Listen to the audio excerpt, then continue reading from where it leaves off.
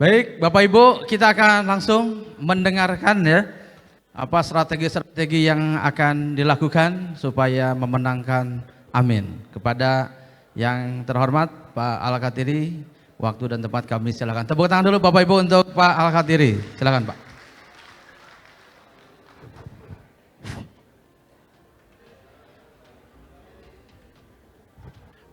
Bismillahirrahmanirrahim. Assalamualaikum warahmatullahi wabarakatuh. Alhamdulillah, pada pagi yang cerah ini kita berkumpul ratusan orang di sini bersama-sama punya keinginan yang mulia, yaitu untuk menjadikan Indonesia sebagai negara yang adil, makmur dan sejahtera. Saya tadi sudah diperkenalkan, saya kebetulan wakil direktur dari Satgas Pengawalan dan Pengamanan Suara. Jadi kami bantuannya bapak-bapak nanti perlu di lapangan, insya Allah. Saya tertarik tadi, ada contoh-contoh masalah perang Badar, masalah hal-hal yang sifatnya sejarah yang ada di Al-Quran, itu semuanya adalah contoh-contoh buat kita. Jadi semua di Al-Quran itu bukan hanya bacaan, tapi sesuatu yang harus diikuti dan dicontoh. Di antaranya perang Badar, kenapa 300 orang bisa mengalahkan 1000 orang? Kenapa demikian? Karena satu tujuan, yaitu ikhlas dalam berjuang. Oleh sebab itu mudah-mudahan Bapak Ibu di sini dalam berjuang ini yang tulus dan ikhlas, tidak ada agenda-agenda apapun juga tersembunyi dalam arti kepingin ini, kepingin itu. Oleh sebab itu Allah akan memberikan kemenangan, akan memberikan pertolongan. Seperti contohnya, salah satu contoh diantaranya cerita Nabi Musa. Nabi Musa pada saat di tepi laut dengan ratusan, mungkin ribuan tentara Fir'aun di belakangnya. Allah bisa nggak membuka laut? Bisa nggak? Bisa. Tetapi kenapa ada perintah pukulkan tongkatmu? Itu bukan hanya cerita. Pukulkan tongkatmu. Apa yang dimaksud itu? Jika berusaha, baru Allah akan bantu. Tapi kalau Bapak tidak berusaha, sukar Pak. Banyak hal, ada cerita Siti Maryam pada waktu kelaparan dan kehausan, diminta untuk menggoyang pohon kurma, baru pohon kurma itu rontok. Apakah Allah tidak bisa menjatuhkan pohon kurma? Bisa. Tapi kenapa? Itu contoh buat kita bahwa kita harus berusaha. Ritual haji contohnya, Siti Hajar lari 7 kali ke kanan, ke kiri, ke kanan, ke kiri dan sebagainya. Dari Sofa ke Marwah, dari Marwah ke Sofa. Ternyata air itu keluar di kaki anaknya. Kenapa harus lari-lari dulu? Hanya satu tujuan, menunjukkan bahwa jika kita berusaha, Allah akan memberikan pertolongan. Bukan kita diam, hanya berdoa, kemudian ditolong. Tidak mungkin Pak. Berusahalah. Jangan pesimis. Minimal Bapak gunakan ini untuk Bapak Ibu untuk mencari amalan, mencari keridhaan Allah di situ. Karena kita tahu Anies dan Amin ini adalah pintu kita untuk bagaimana untuk memperjuangkan agama kita. Saya nggak bicara paslon lain. Kalau ibu frustasi, ibu merasa percuma, itu salah Bu. Jadilah burung kecil yang menetesin api Nabi Ibrahim. Bapak tahu ceritanya itu? Pada waktu Nabi Ibrahim dibakar dengan api yang berkorbar, maka ditetesilah satu burung menetesin api Nabi Ibrahim. Itu dibuli oleh binatang lain. Tidak mungkin kamu bisa mematikan api itu. Apa jawaban burung itu? Saya tahu. Tapi Allah tahu. saya di pihak mana. Carilah pahala dari situ, Bu. Carilah keridhaan Allah dari situ. Karena Allah menilai kita, pahala kita bukan dari hasil, tetapi dari perbuatan. Saya punya 3 paparan, cuma yang saya paparkan ini 1. Mungkin pada suatu saat kalau sudah masuk ke teknis, insya Allah saya bisa bantu. Ingat Bapak Ibu, kurang 53 hari lagi, Bu. Kita nggak bicara bulan lagi sudah, Pak. 53 hari. Apa yang bisa kita lakukan? Besok 52 hari. Ini bagaikan bom yang mau meledak, Pak. Sampai titik nol. Tapi jika Ibu menjaga dan mengawal dengan baik, insya Allah kecurangan seperti apapun juga, insya Allah akan bisa kita atasi. Insya Allah. Amin. Kemudian yang di lapangan akan seperti ini. Potensi kecurangan pada pemilu 2024. Bentuk TPS ini akan seperti ini nanti kurang lebih. Ya kan? Ada KPPS. Berapa KPPS yang ada di TPS? Siapa yang berpengalaman? 7. Kemudian ada pengawas di situ.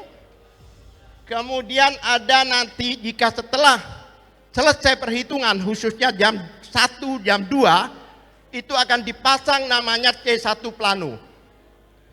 Bapak Ibu walaupun tidak bertugas, walaupun tidak diberikan mandat, mohon dengan hormat Ibu foto C1 plano itu dan kirimkan nanti jaringan yang akan kami berikan.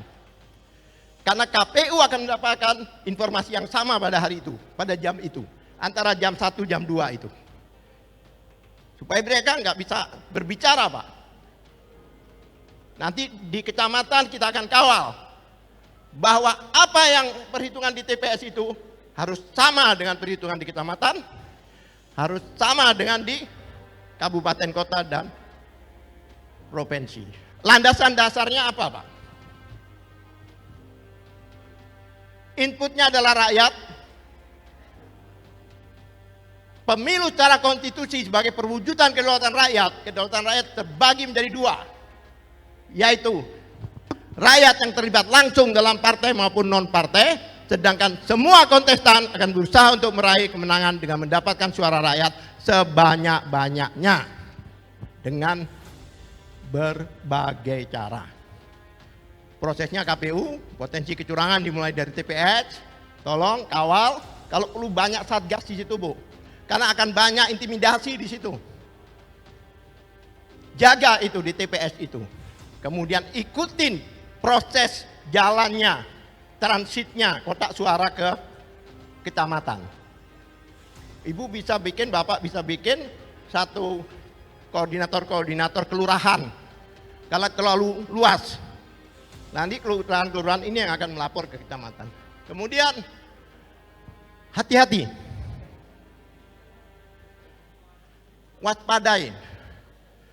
Serangan fajar, Bu. Tetapi sekarang sudah nggak ada malunya yang kami tahu. Bahkan bukan serangan fajar tapi serangan duha, Pak. Begitu kita datang itu hati-hati. Kalau Bapak menemukan ada orang yang membawa duit yang disiapkan untuk sesuatu, dugaan, Bapak Ibu tangkap, ambil uangnya, titipkan di Koramil. Itu perintah kapten kemarin. Titipkan di Koramil, bukan di kepolisian. Karena Koramil itu di mana-mana ada. Uangnya itu, jadi jangan dianggap kita merampok nanti. Begitu Ibu dapatkan orang yang sudah siap untuk membagikan uang, ambil uangnya. Masalahkan hukumnya. Kemudian simpan dan taruh di Koramil. Ya. Kemudian suket palsu. Ini menarik.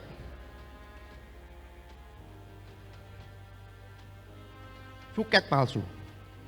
Surat keterangan ini, Pak, jangan salah paham, Pak. Banyak orang yang mengira surat keterangan itu surat keterangan lurah. Bahkan itu waktu itu dilakukan karena kita tidak tahu, kita diam. Bukan begitu, Pak. Bapak tahu ketentuan Undang-Undang nomor 7 tahun 2017 jelas menyatakan bahwa yang berhak untuk mengikuti pemilu adalah umur 17 tahun atau mantan kepolisian, mantan TNI, ya kan, yang mempunyai KTP elektronik. Sepakat ya? Yang mempunyai KTP elektronik. Kemudian ada pertanyaan, 2019 pernah digugat, bagaimana jika orang itu tidak mempunyai KTP elektronik? Maka keluarlah putusan MK nomor 20 tahun 2019 yang menyatakan jika tidak ada KTP elektronik maka menggunakan suket, surat keterangan. Tetapi Bapak Ibu, bukan surat keterangan lurah, tapi surat keterangan rekam KTP. Ingat ya, surat keterangan. Jadi orang itu sudah datang tapi KTP-nya belum jadi. Bukan surat keterangan lurah. Kemudian intervensi kekuasaan. Nanti akan banyak, konon kabarnya kepala desa dan sebagainya dipengaruhi, tapi alhamdulillah saya dapat terakhir informasi bahwa mayoritas kepala desa seluruh Indonesia ini adalah mendukung 01. Walaupun mereka kumpulkan. Karena mereka yakin, sangat yakin bahwa 01 akan membuat mereka lebih jaya, lebih makmur, dan lebih bahagia. Ya hati mereka. 01. Artinya dikatakan tidak ada BLT, siapa bilang? Bahkan mungkin lebih dari BLT. Kemudian, money politik Bapak tahu lah. Inilah yang ibu bapak harus jaga. Dari mulai penggunaan form C milik orang lain, C6 milik orang lain. Saya bertanya pada ibu bapak, C6 itu apa? Banyak orang mengira C6 itu adalah surat undangan atau surat panggilan. Tidak, C6 itu adalah surat pemberitahuan bahwa bapak waktunya melaksanakan hak konstitusi bapak. Negara tidak berhak mengatur pak. Jadi kalau bapak tidak dapat, tetap datang. Karena C6 itu bukan surat undangan. Surat pemberitahuan untuk melaksanakan hak konstitusi. DPT yang tidak akurat dan akuntabel. Sampai detik ini Pak, diduga ada 54 juta DPT bermasalah. Kebayang nggak? 10 juta aja mereka udah menang Pak. Insya Allah dalam waktu dekat kita akan masalahkan bersama teman-teman dari hukum. Nih kawan kami dari hukum. Saya juga ada di situ juga. Bayangkan Pak, waktu 2019 saya ditunjuk, dipercaya waktu itu, bukan ditunjuk ya, diberi tanggung jawab sebagai Kepala Divisi Anti Kecurangan Nasional. Saya keliling Pak sama grup saya ke 200 titik seluruh Indonesia Pak. Di atas kertas Pak pada waktu itu kita menang. Kita tuh hanya salahnya 2 Pak. Dicurangi sama tanda kutip beberapa orang yang main 2 kaki. Kita menang. Coba 2019 kita berkiblat ke pemilu 2014. Coba Bapak simulasi kita ya. 2014 Pak. 2014. Itu data KPU yang namanya golput Pak, itu 46 juta Pak. Data loh. Padahal partai pemenangan waktu itu hanya 23 juta yang paling menang, yaitu PDIP. Kemudian suara rusak itu 15 juta Pak. Kalau dijumlah berapa Pak? Anggap aja 60 juta. DPT waktu itu 190 juta. Waktu itu. Kita ini compare ya. Kalau 2019 seandainya sama seperti itu. 190 juta dikurangi 60 juta berapa Pak? 120 juta. Dibagi 2 60 juta lebih dikit kita menang, Pak. Paham ya? Kita tarik lagi, pada waktu itu ada peristiwa besar yang namanya 212. Ingat, Pak, 212. 212 itu, Pak, konon kabarnya 13 juta, Pak. Anggap 11 juta. Jika satu orang membawa 3 orang, berapa juta, Pak? Kalau 11 juta, membawa anaknya, membawa saudaranya, itu sudah 44 juta. Ke 60 kan dekat. Itu baru Monas loh itu. Masa kalah? Logika berpikirnya. Ke depan, jangan sampai itu terjadi lagi. Contohlah Pilkada DKI, Anies menang Pilkada DKI karena apa? Karena satgas-satgas ini, Pak. Ada Tamasa Al-Maida, ada Bang Japar dan sebagainya. Potensi kecurangan pemilu, politik kekuasaan, dan uang untuk pemenangan, apa yang dimaksud? Bapak baca sendiri. Penyelenggara tidak netral, apa yang dimaksud? Kemudian pengamanan hasil TPS. Fokus kecurangan pemilu pada 3 hal ini. DPT invalid, penyalahgunaan form C6, logistik suara, biasanya dilebihkan 2%, Pak. Dan per TPS itu ketentuannya 300 orang. Kemudian surat suara itu dibendal, itu sama jumlahnya. Nanti kalau baliknya dihitung harus sama. Penyalahgunaan sisa surat suara biasanya dilakukan pada jam-jam ini, Pak. Kenapa jam-jam ini? Karena jam-jam ini adalah jam istirahat, jam isoma. Makanya Bapak harus berganti. Jangan sampai kosong, Pak. Dan jangan satu orang, banyak orang. Karena intimidasi ini di mana-mana, Pak. Kemudian kontak suara dan sebagainya. Sistem perolehan suara bisa berkurang bahkan hilang. Metode antisipasi kecurangan kurang lebih seperti ini. Mencermati nama-nama dan warga, mengawasi pelaksanaan, mendokumentasi proses, melaporkan hasil dokumentasi, ya kan? Rekap hasil, mengawal kotak suara saat diantar ke PPK. Konon kabarnya, Pak, dalam perjalanan apalagi yang jauh, itu sudah disiapkan mobil lain, kotak suara lain. Diganti. Oleh sebab itu dikawal. Bapak buatlah kayak geng motor, Pak. Ikutin. Berikutnya. Ini yang perlu Bapak awasi, apa yang harus dilakukan. Awasi pelaksanaan sebelum pemungutan suara. Ini penting, Pak. Sebelum dia dibuka, apalagi saksi-saksi itu, tolong saksi dalam untuk memeriksa mejanya, Pak. Hati-hati. Kadang-kadang ada pakunya, ada ini, ada itu. Paku itu untuk merusak suara. Karena ada lubang 2 kali atau rusak, suara itu menjadi tidak sah, Pak. Itu diantaranya. Betul-betul diawasi. Kotak suaranya dilihat, harus kosong, harus dikeluarin semua surat. Tidak boleh ada yang masih di sana. Bapak berteriak. Apalagi nanti Bapak akan berhadapan dengan apa namanya polisi RW, Pak. Polisi RW dalam struktur undang-undang maupun peraturan itu tidak ada, Pak. Adanya Polsek, Polres, Babinsa dan sebagainya. Polisi RW tidak ada. Bapak lebih konstitusional dibandingkan mereka. Nanti bapak-bapak insya Allah akan dibekali dengan mandat, Pak. Kalau mereka tidak beres, lawan. Karena Bapak lebih konstitusional. Oke. Ini yang nomor 6 ini penting, Pak. Nanti Bapak harus ada tim-tim yang diberi mandat untuk masuk ke rutan dan lapas. Karena di sana ada pencoblosan. Dulu ingat enggak? Orang gila. Masih ingat? Orang gila itu bukannya orang gilanya yang nyoblos, bukan. Tapi jumlah orang gila itulah yang untuk membengkakkan DPT. Kalau DPT bengkak, ya enak aja ada TPS siluman dan sebagainya.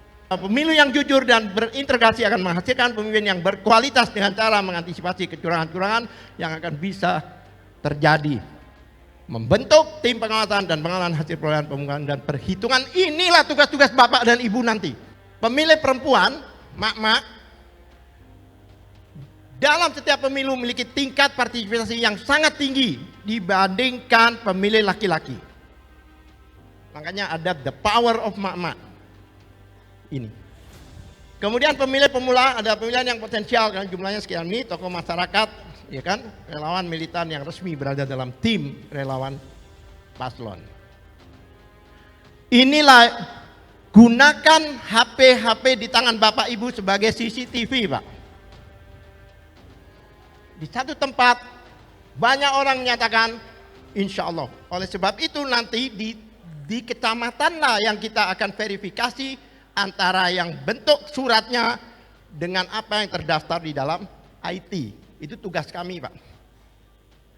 Dari pengamanan dan pengawalan suara. Kami butuh sebanyak-banyaknya nanti, Pak. Ini metode pelatihan. Ini yang perlu dilakukan Bapak di sini. Sehari-hari. Pak, sudah tidak ada waktu lagi, Pak. Sudah tidak ada waktu lagi. Kalau perlu minimal 1 minggu itu 3 kali Bapak berkonsolidasi. Nah, ini pendapat-pendapat dari tokoh-tokoh dunia, Pak.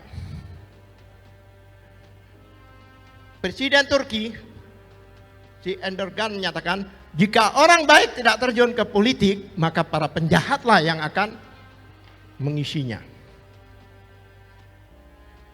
Muslim yang tidak pedulikan politik akan dipimpin oleh politikus yang tidak pedulikan orang Islam. Ini jelas, Pak. Bahwa menyelamatkan agama kita atau tidak di sini.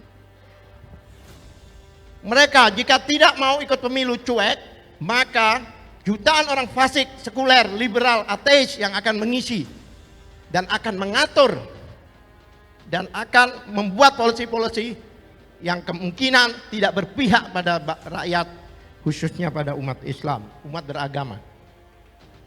Jangan dianggap, Pak, kenaikan cabai, bensin, PLN, BPJS tidak ada hubungannya dengan politik. Ibu-ibu kan ngapain sih? Salah. Kalau Bapak ingin semuanya terjangkau, semuanya akan dibantu oleh negara, maka pilihlah orang-orang yang visi dan misi untuk Indonesia adil dan makmur dan sejahtera.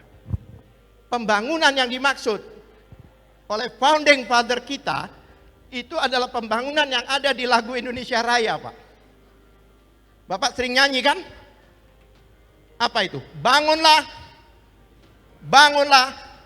Nggak ada bangunlah jalan rayanya, ada nggak? Kalau kita punya jiwa yang kuat, raga yang kuat, insya Allah kita akan menjadi bangsa yang disegani. Ini saya bersimulasi. Sebenarnya untuk apa sih kita memilih? Inilah. Jika tidak ada pemerintah, maka Indonesia kacau balau, Pak. Satu, tidak ada hukum yang menyelesaikan pertikaian. Perampok di mana-mana, ini di mana-mana, KDRT di mana-mana, karena tidak ada hukum. Saling bunuh, saling rampas, maka diperlukan adanya negara. Tidak ada diplomasi, dan yang parah lagi, secara fisik akan dijadikan budak oleh negara lain. Ayo memilih. Kadang-kadang, Pak, lagi enak-enak tidur, ngapain sih ke TPS? Pak, Bapak, Ibu ke TPS hanya 5 menit, Pak. 5 menit paling lama. Tetapi menentukan nasib dan Ibu dan semua bangsa Indonesia selama 5 tahun. 5 menit menentukan 5 tahun. Golput bukan solusi. Ingat, Pak.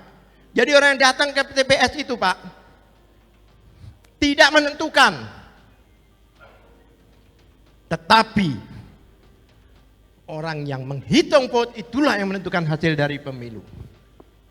Itulah yang harus kita jaga, Pak. Mulai dari TPS, kecamatan, kabupaten kota, terakhir provinsi dan sampai KPU. Itu tugas kami, Pak. Mungkin Bapak-bapak yang sudah memberikan pengarahan-pengarahan TPS sudah selesai, sudah bisa duduk tenang. Tapi kami akan selalu mengikuti sampai insya Allah Amin menang.